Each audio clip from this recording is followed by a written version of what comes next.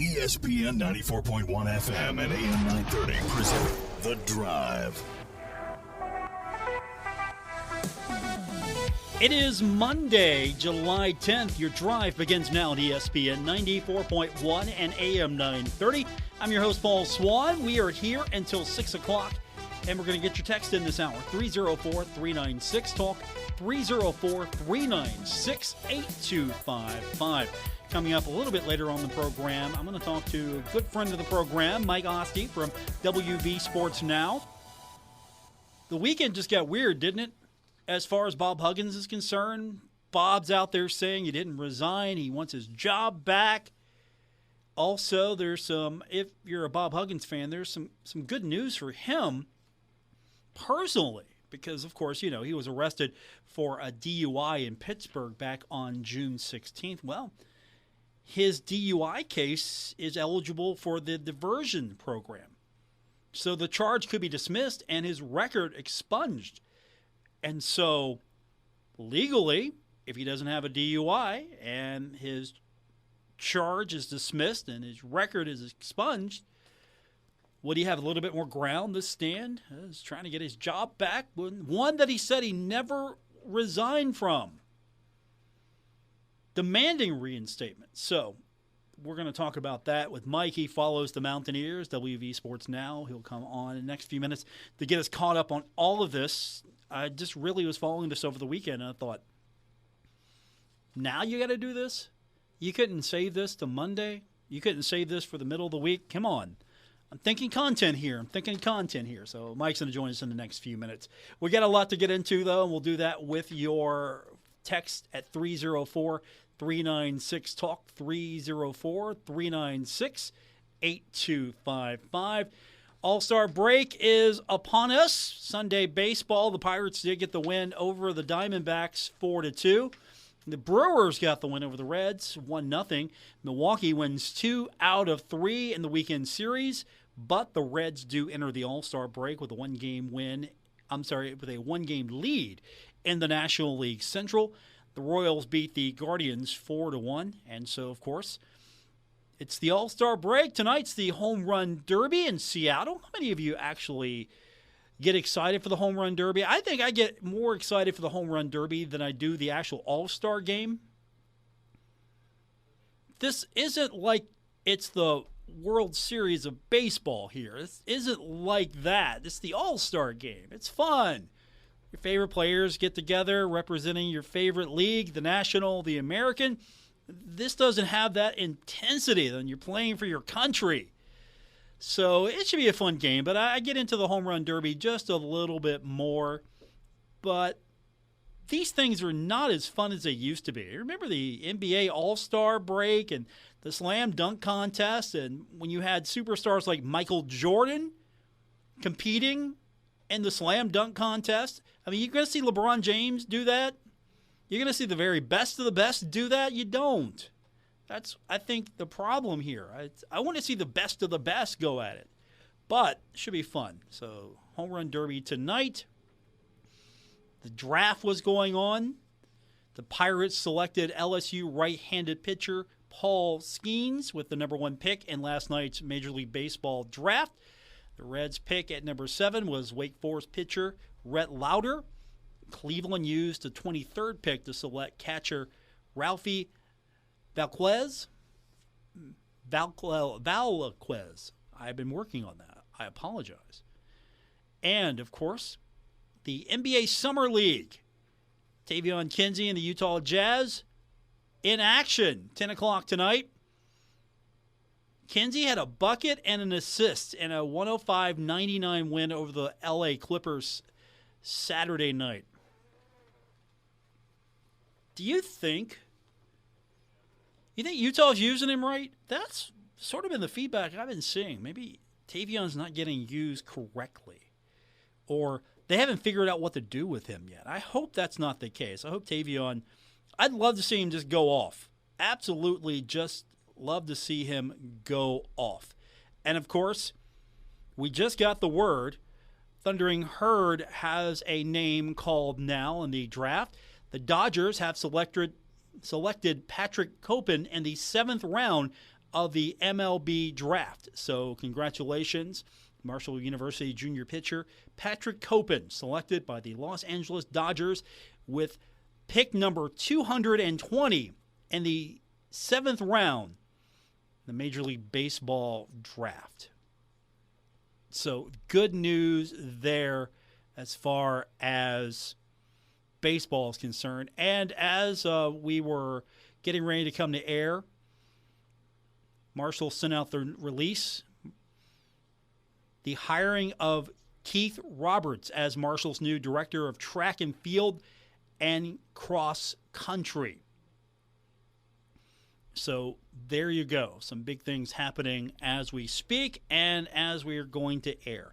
So we'll get into all of that with you. We will get your text in again, 304-396-TALK, 304-396-8255. That is our number to text into the program. We'll talk a little bit more about what's been happening over the weekend, the last few days, the saga with West Virginia basketball, with Bob Huggins. Is this going to go away anytime soon? Does he have a fighting chance? And the way that the basketball program, I don't want to say decimated, but the transfer portal has taken away all the fun times that Mountaineer fans thought they might have with Bob Huggins and the players that were together. It's not been a good situation for WVU and the basketball program. My guest from WV Sports Now, Mike Asti. He joins me when we continue on this edition of The Drive, ESPN 94.1 and AM 930. Do you want to make a podcast? Spotify's got a platform. It lets you make one super easily, then distribute it everywhere and even earn money all in one place for free. It's called Spotify for Podcasters, and here's how it works. Spotify for Podcasters lets you record and edit podcasts right from your phone or computer, so no matter what your setup is like, you can start creating today. Then you can distribute your podcast to Spotify and everywhere else podcasts are heard. And video podcasts are also available on Spotify. So if you do a video podcast, upload it. It'll be an audio podcast just like that. With Spotify for Podcasters, you can earn money in a variety of ways, including ads and podcast subscriptions. And best of all, it's totally free with no catch. I love free with no catch. And ever since I discovered Spotify for Podcasters, I feel like I've got options. I highly recommend you give it a try too. Find out what options are available for you. Download the Spotify for Podcasters app or go to spotify.com/podcasters to get started. This is The Drive with Paul Swann on ESPN 94.1 FM and AM 930. Welcome back to the Monday, July 10th edition, The Drive on ESPN 94.1 and AM 930. I want to welcome to the program now, first of all, one of my favorite follows on Twitter, and now he's going to take over Threads as soon as that becomes a thing. He covers West Virginia and more at WV Sports Now. He is Mike Asti. How you doing, buddy? It's been a while. It has been a while. Yeah, I'm doing well. I'm trying to have some fun this summer, despite everything that I'm having to do work-wise. Stop that. You don't get to have any fun because you got to stay on top of this entire thing happening with the Mountaineers. But first of all, apparently I had somebody ask me one day, hey, what's going on with this? And I said, well, I'm actually at the zoo with my family. And their response was, well, how could you do that at a time like this? I'm like, well, I have a life and a family too. I'm sorry. Like, I'm sorry. I apologize. I have a life. Stop this. Right. I have a life. Yeah. Of course, you're one of the best follows on Twitter because you don't just cover the Mountaineers. Anything that comes to mind, you cover, and you do it so well. I'm slightly envious. Slightly. You do it so well. It's true. And you're taking over Threads now, the new social media network. I have joined the Threads as well, yes. I feel like the engagement isn't the same as Twitter, but it's a different space. It's too nice. I'm there. That's the problem right now. It's too nice. Everyone's happy. It's too nice. That's not what I signed up I know, for, right? Yeah, it's different. Right.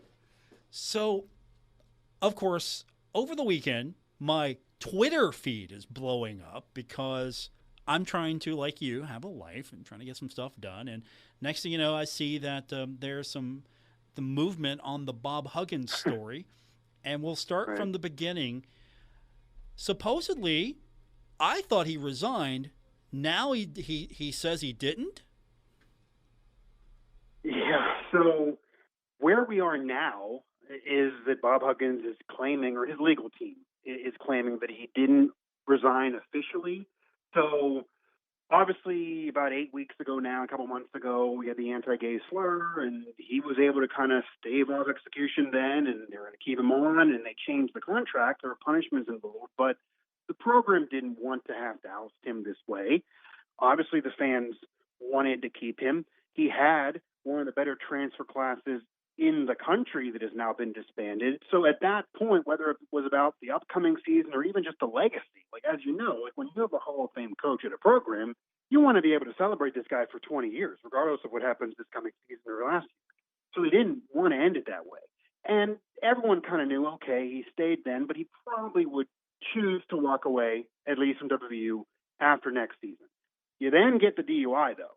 And then it was like, okay, things are going off the rails here. You get the DUI, and eventually Bob Huggins resigns. Everyone kind of knew, and I can factually say from what I've learned, that they basically told him, we're going to do the resignation thing, but if you don't want to, we're going to then have to let you go. Like, we have to part ways now. This is just getting too ridiculous.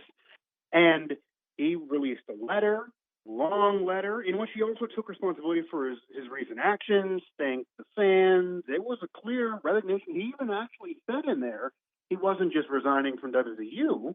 He was claiming he was retiring as well, all in the letter, not just to the media, but to the public. And now he's claiming he's not necessarily, and the issue is, because people put out the jokes, and I saw my original release of the letter became viral because people started quote tweeting it saying, well, what's this? Like, when Bob Dow says he didn't resign, they're not really disputing the resignation letter in its existence. Bob's not even saying that it's not his words or that he didn't write it. His wife has basically agreed that it was Bob who wrote it. It is from Bob. She actually claimed that she gave it to the university at some point. So that's all happened. And they had a press conference and said all that happened, and Ren Baker said it happened. But Bob's camp is now claiming he didn't sign it. So we saw a little signature in a graphic, but he's claiming, and the camp's claiming, that the actual official letter that was given to WU didn't have his signature on it. So if it doesn't get signed, it doesn't matter what you say. It's not a court document. It's no different than if I would text you something. So if it wasn't officially signed, then I guess legally it didn't occur. And it's hard for me to imagine a scenario that Ren Baker, who's a very smart man, I've talked to him, I've had him on shows, everybody at WVU, they're certainly smart enough, no matter what people may think, that you would imagine you're not going to hold a press conference in which you announce an interim head coach.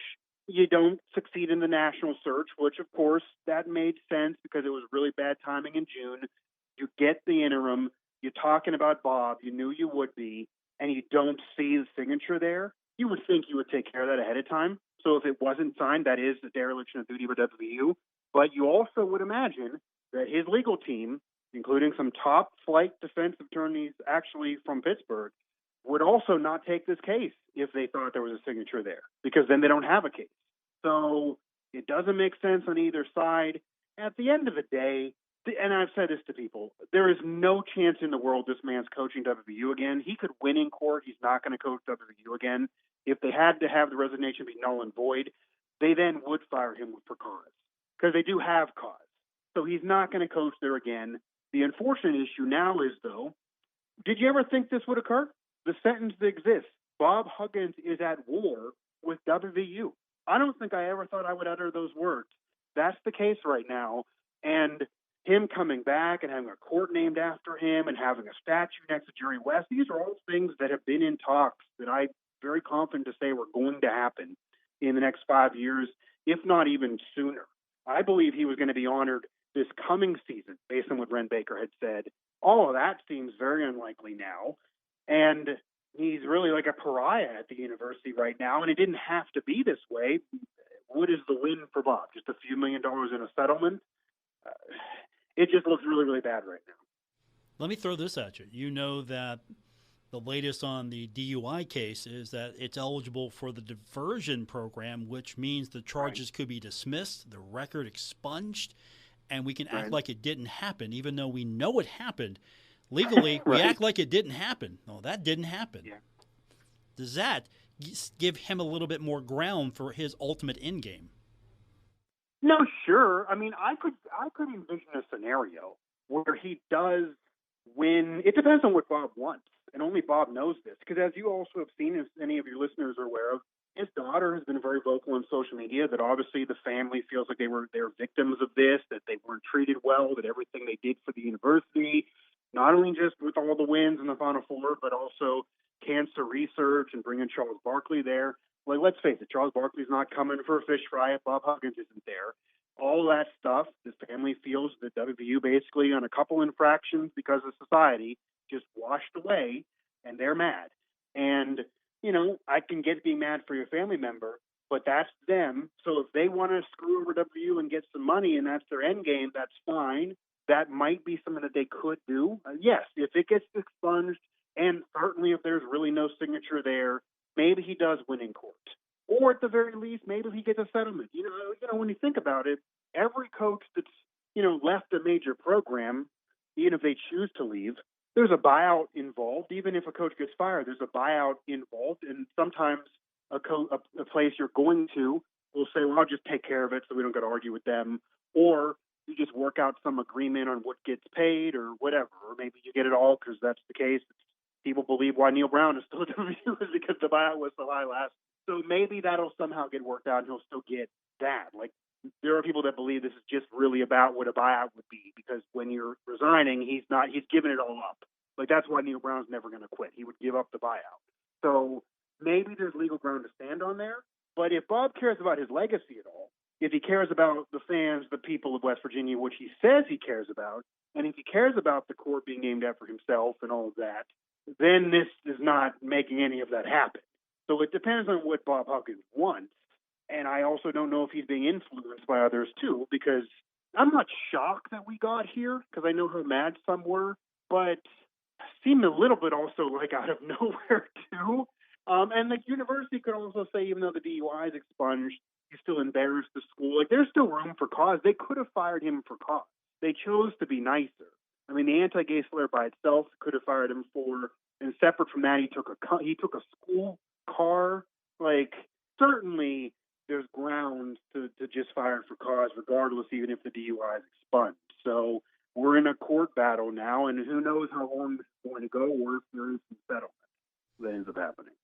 My guest covers West Virginia sports at WV Sports Now, Mike Asti, also one of the best follows on Twitter. The whole saga in itself is so absurd.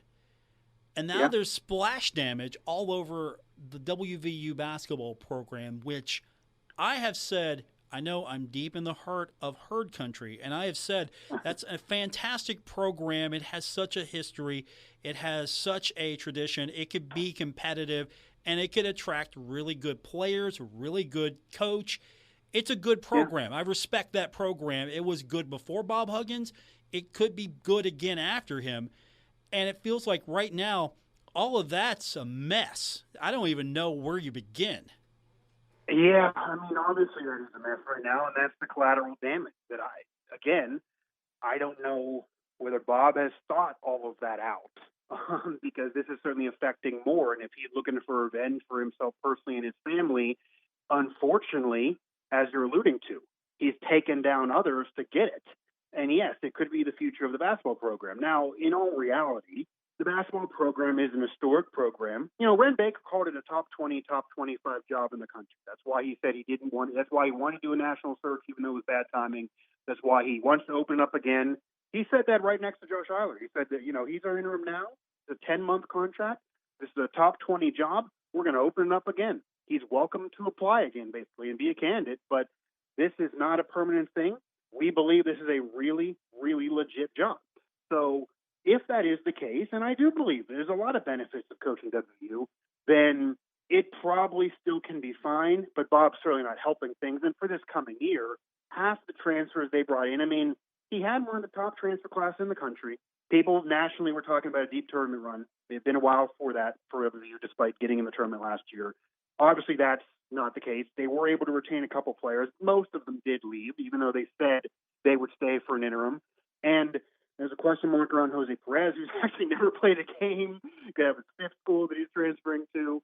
They did get a commit the other day, so there are still going to be players that are going to want to come there. But it certainly rocked the boat and probably has ruined this upcoming season. Who knows about Eilert's future? But overall, program-wise, even though this is a horrible stain, I do think, and I'm an honest guy, I do think there is a glass half full opinion that could exist for the future of the program in a sense of there's history there. There's history from Jerry West all the way to Bob Huggins to now. There are a lot of eyeballs on the program. It's in a major conference. You're on national TV a lot. There's a lot of money that I'm sure you're aware of that's still there in the NIL bank for both football, basketball, and every other sport. So the university's struggling academically, but there's a lot of NIL money. So name, image, and likeness, that money is there. The boosters are there. They have an owner of the Arizona Diamondbacks. They got Jerry West. You're on Zoom calls with Joe Mazzola and Mike Gansey. Like, not every program can put that together. So there's a lot that benefits coaching that program. You could argue the basketball program is even more of an historic and major job than even the football program. I mean, the basketball program is a legit job, but it's not. It's a little less attractive now. Like Fran Fraschilla did say that if I was going to be interviewed for this job next spring, I would ask, are you done arguing with Bob Huggins? Like, this has to end at some point. It does hurt the program. So it doesn't help, but there are benefits to the program. I do think it'll be an attractive job. We will see, because we will see. In spring, Ren Baker's going to open this up again. At that point, even in a long battle, you imagine they're done with arguing with Bob in litigation, and then we'll get the full value of at least the basketball program, possibly after a football search too. We will really see what WVU athletics brings to the table. It's hard to judge him off of a horrible timing in June and a scandal, but Bob is not helping anything at all. And I never believed the rumors that he was trying to work against the transfers and telling them to leave. But think of it this way, and I'm not saying that happened factually. These transfer players publicly and told us in media and made it very clear on Twitter that they would come back with an interim. There were rumors Bob was trying to work against them to tell them to go. They hire the interim, and then they go. And then Bob is suing the school. That looks shady. I mean, I'm connecting some dots here. So it's not good. It's not good. But I don't think the program's going to die over this, but it's certainly not good at all. And I just do not get why Bob is trying to hurt the program, even if he does feel wronged and is mad at Ren Baker, Gordon Gee, etc. They are not WVU forever. Like, that's like you're hurting the future of the whole institution and the state for people that you're mad at. I don't get it. I don't think it's a win for Bob, really, with his legacy involved. Maybe it's just money-wise. But we'll see where this goes, because clearly this news story is just never going to die. And you got to hope, if you're a WVU fan, that you're not sitting there watching your team on national TV and having the commentary be about this in November. But it very well could be. Mike Asti joins us, WV Sports Now. Do you worry about Bob Huggins? It feels like, and I'm not a medical professional, so I really don't have a professional opinion here, but it feels like he's a little self-destructive right now. So is there a concern among people, yourself, that maybe Bob needs a little bit more help than we think? Yeah, I mean, again, I'm not a medical professional either. But yeah, because, I mean, the number one thing here is, as much as you want to have WVU be okay, you do. I cover it. I'm trying to be unbiased here, but I mean, you want to have WVU be okay as a school and as an institution and the program. But there's also a sense of this is just really, really sad. And I think everyone, a fan of a WVU or rival or whoever, I think everyone agrees this is really, really sad. I mean, you alluded to, you're based at a rival location, and nobody wanted this. It's not like you would have been like, I want Bob Huggins to go down this horrible path and have this horrible thing occur after a horrible thing. This is what nobody wants. So it does feel like that he needs to get some help. He needs to get healthy. I mean, I think this is clear. Like, everybody I want Bob Huggins to be healthy. I want him to be operating at a sound mind. I want him to have rehab work and go to rehab. And all the stories that everybody's heard over the last 20 years of him having a drinking problem after the DUI at Cincinnati. I always thought he had a drinking problem, despite I think he's a great guy as well. And maybe that was part of the anti-gay slur. He sounded to me like he was drunk on the air there without knowing for sure. And then clearly we see the DUI, and then we get this. So I hope that whoever's in Bob Huggins' corner have his best interests in mind and don't have some vendetta in mind. Hope he does get healthy. You hope there's a positive resolution for him, and you hope everyone can move on positively, because he is a legendary figure, not only to WVU and in West Virginia, but in college basketball in general, in basketball in general. He's in the Naismith Basketball Hall of Fame. He does do a fish fry every year. His mother's name is on the cancer wing. Like, he does a lot and did a lot, and you hope that doesn't go away now because Bob hates WVU. Like, this is not what anybody wants. So we don't know where this is going to end, and sometimes the fear is that when sagas go on like this, as you know, every story only gets worse. But I do hope you don't wake up one morning and we get a worse news story that resolves this. So it doesn't appear like he's operating healthy. And I will say, because I know there are reports that he went to rehab despite offering that to WVU. They didn't want to do it, and he went on his own. If Bob Huggins went to rehab on his own, that's fantastic. I will say, if Bob Huggins went to rehab on his own and he left rehab and then wanted to sue the school, doesn't take any responsibility, thinks he's a victim, and is looking for money or maybe even to get back into coaching, for me, it doesn't appear rehab took. Like, that's not somebody who came out of there successful in rehab. You shouldn't be coming out of rehab, guns blazing, trying to get everybody, and you're really mad. Hope he can get into as Ren Baker alluded to in the press conference, you hope Bob Huggins can at some point find a peace and can sit back and say, I know the DUIs are a part of my story. That's unfortunate nationally, but I also have 9 Sweet 16s, 4 Elite Eights, 2 Final Fours, never did it as a blue blood, never did it with a 5-star after Kenyon Martin. I got 900-plus wins. I'm in the Naismith Basketball Hall of Fame. These things are part of my legacy, and no one can touch these too. They're going to name the court after me and build a statue. Like, that's good. Be at peace with that, even though it didn't end well. Not everybody can go out winning a national championship or having everyone give you gifts every game. So it didn't end well, but it can still be salvaged if Bob would just stop this fight. But I'm afraid that if Bob pushes this, I wonder if West Virginia would just quickly settle. Maybe they would to get rid of this, or they would really fight Bob because they believe what really went down, who's right here. And if there is a big payment that WVU has to pay him, they don't want to pay him, and he really fights them that way. Maybe more comes out about Bob, more comes out about people at WVU. This gets really ugly, and then the posters come down.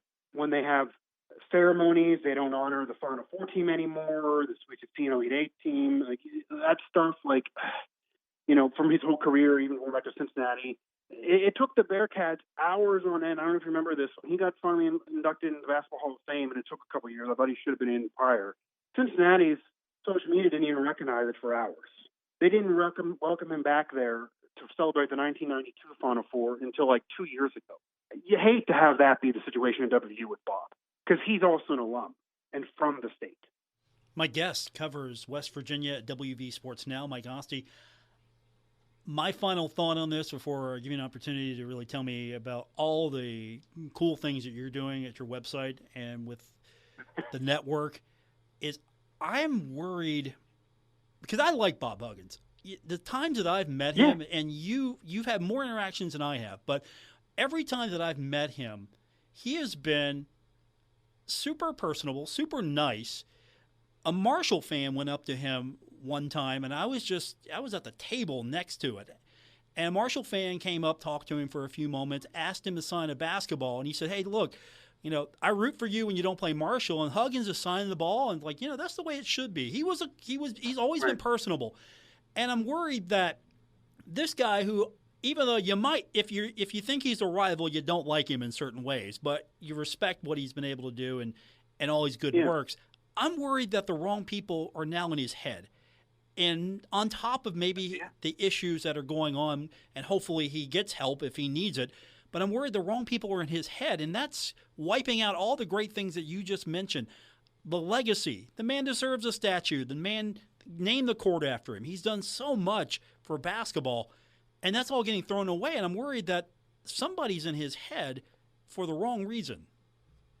Yeah, and I think it's evident who that person may be or who those people may be. And it is unfortunate if they're influencing him. And to be fair, maybe this isn't an influence situation. Maybe Bob is the one who's saying, I'm mad. This is my opinion that I'm really upset and I want to do this. But whatever the case may be, it is sad. It is unfortunate because I actually put this in my coverage, and I truly believe this. And even somebody who covers a rival, I'm sure you can corroborate this. Picture the scenario. If Bob Huggins, even after the anti-gay slur, when a lot of his friends did publicly kind of say, I don't support that and kind of move a little bit away from Bob, he gets into Pittsburgh after driving 70 miles in the middle of a Taylor Swift concert weekend. It was a really bad day to be doing this. It could have been much worse. And obviously he's intoxicated. If he would have called, I'm sure, anybody at Marshall, I would bet you if he would have called Jeff Capel, the head coach at Pitt, where he was located in Pittsburgh, that they would have chartered him a plane. They would have got a helicopter together. They would have drove themselves down there. I really am not. I think Jeff Capel would have got Bob Huggins a car because there's nobody in the world, even if they want him to beat him and they want him to lose, that would have wanted Bob Huggins to be driving under the influence to not only get a DUI to ruin his legacy, but to possibly hurt himself or others or kill someone. It could have been much worse. I really do feel like Jeff Capel would have got, I'll pick you up. Like Bob Huggins was very liked in the basketball community. Anytime you get on any national Zoom call before an NCAA tournament or anything like that, they would spend the whole time talking to you about Bob Huggins, like Clark Kellogg and Charles Barkley and those people, because everyone just likes him. Jay Billis, they like him so much. And even at the Backyard Brawl last year, my colleagues in Pittsburgh who cover more Pitt directly, they were sitting and they were peppering Bob Huggins with questions, and it was like a 45-minute press conference because the Pitt media members couldn't stop wanting to talk to Bob. Like, you just like talking basketball with the guy. You almost got to get pulled away. So I don't think anyone would have wanted this or wouldn't have tried to do everything in their power to help this situation and help Bob Huggins, but it almost feels like he's torpedoing his legacy, and there's just no one can stop him. It's like you're watching, somebody that you love out of control, and you can only do so much. You can't help and can't fix the scenario, and that's just the incredible frustration for West Virginia fans who are probably scared to get on social media. Imagine if you see Bob Huggins trending. It's not good. It hasn't been good in a while. Mike Asti covers WVU and more at WV Sports Now. You've got not just WVU, you cover Pittsburgh. You got everything over at your network. Yeah, the whole Sports Now family of networks, of course, we do have coverage of kind of everything throughout the region and really even beyond. So we're covering the Steelers, Penguins, Pirates. There is a Pitt, Penn State, obviously West Virginia. I'm on kind of leading the West Virginia coverage of that, and tons of coverage, obviously, on football, basketball, all the sports around, everything that encompasses the region for whatever individual site, broadcast, written. So, yeah, it's a kind of a digital media boom, digital platform, kind of the way of the world right now of new media, kind of, what The Athletic does, what other companies like that are doing, same thing with the Sports Now company. So everywhere you go on social media, you may find another, Sports Now website. And I'm kind of a manager of the whole kind of conglomerate as well at WVU. So it's all attached to all kind of the one family. But yeah, there's a lot going on. We obviously have a lot of coverage of this at WV Sports Now, but we are also covering the football program and kind of gearing up for that. But this is a weirdness that imagine a major program, even though they're down, you can't get the football program to be the headline because of off-the-court drama, and that's kind of what it's been the last month or so. So we'll see how the future goes. But, WV Sports Now certainly is the company, WVSportsNow.com for the site. Find me at MikeOski11, whether it be Twitter or Threads. It's all the same handle.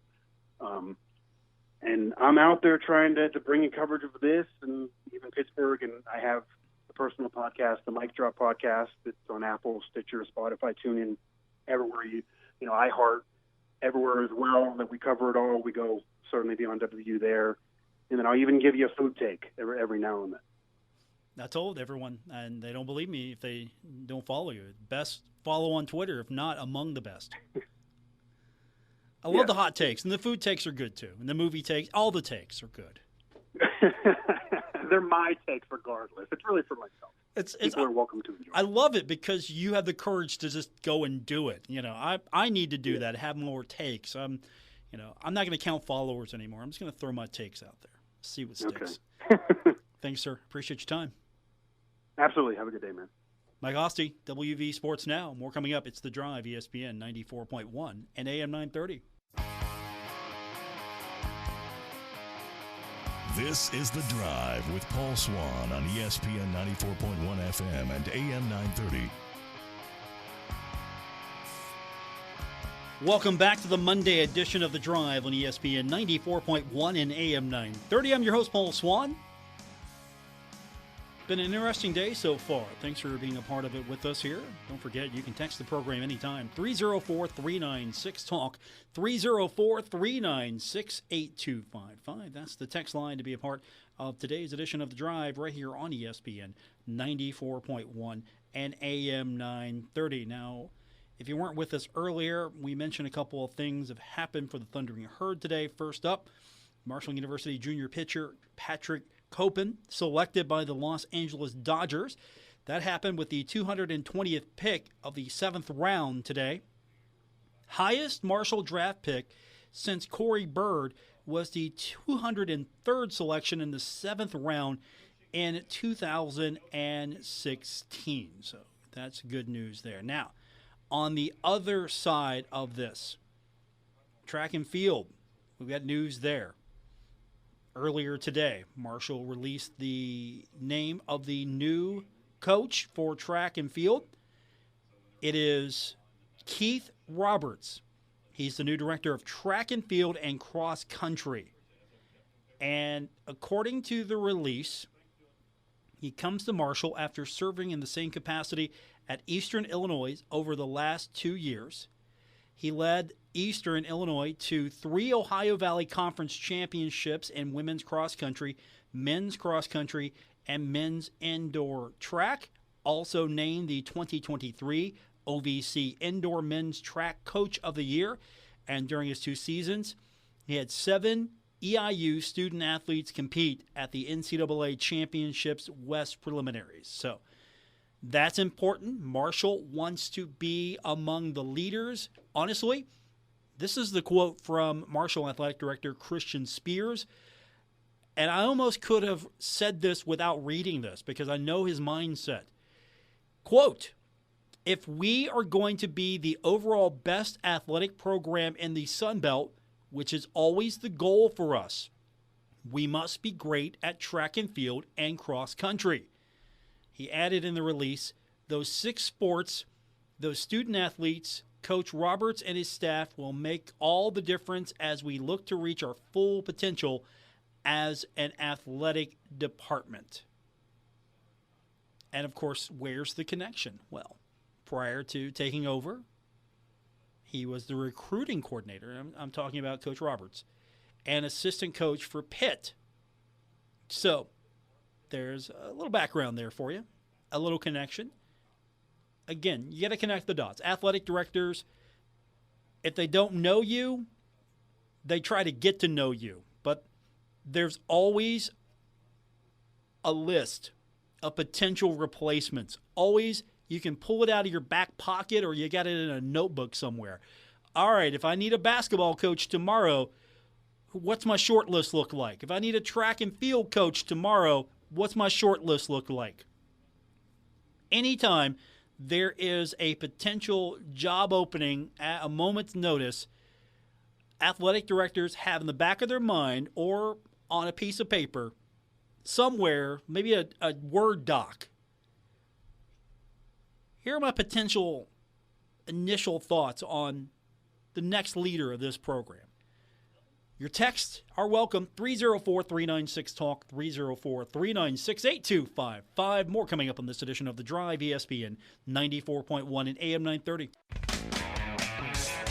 This is The Drive with Paul Swann on ESPN 94.1 FM and AM 930. We're wrapping up today's edition of The Drive on ESPN 94.1 and AM 930. Our text line still open, 304-396-TALK, 304-396-8255. From the text line, only reason Huggins is suing WVU is to get a settlement. That's a possibility. But is a settlement more important than the legacy?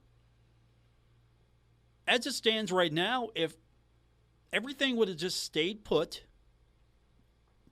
Huggins accepting that his time was up, that there are some things in his life that he needs to get in order, and he goes about taking care of that, getting that in order, there could have been a continuation of the legacy. There could have been. Then again, I don't know what his personal reasons are, what he thinks, how, if he's mad, if he's hurt, if he's getting the wrong advice. He's a smart man. I don't know what his end game is, but it's going to be interesting to follow, to say the least. And right now, WVU basketball is the bigger story in Morgantown than WVU football. Unfortunately, and fortunately, maybe in some regards, because WVU football maybe not picked to do well this season. I'm not saying that you want to take away from not talking about WVU football, but hey, we're getting into football season. We're talking basketball because Bob Huggins has kept this thing going, and there's going to be a lot of damage before it's all said and done. I don't think that this is going to kill the program, but it's really going to scar it a little bit. And it's going to take a little while to bounce back, but it's a solid program. It plays in a really good conference. There's some good basketball to be played in Big 12. I don't think we can deny that at all. Big 12 is really good when it comes to basketball. And WVU is right there in the midst of all of that, and you get it put together well, I think you're going to have a nice rebound. But you got to get through all of this noise first. And with that said, we're out of time. Thanks for tuning in. I will be back with you tomorrow right here on ESPN 94.1 and AM 930. Until then, have a great night, everyone.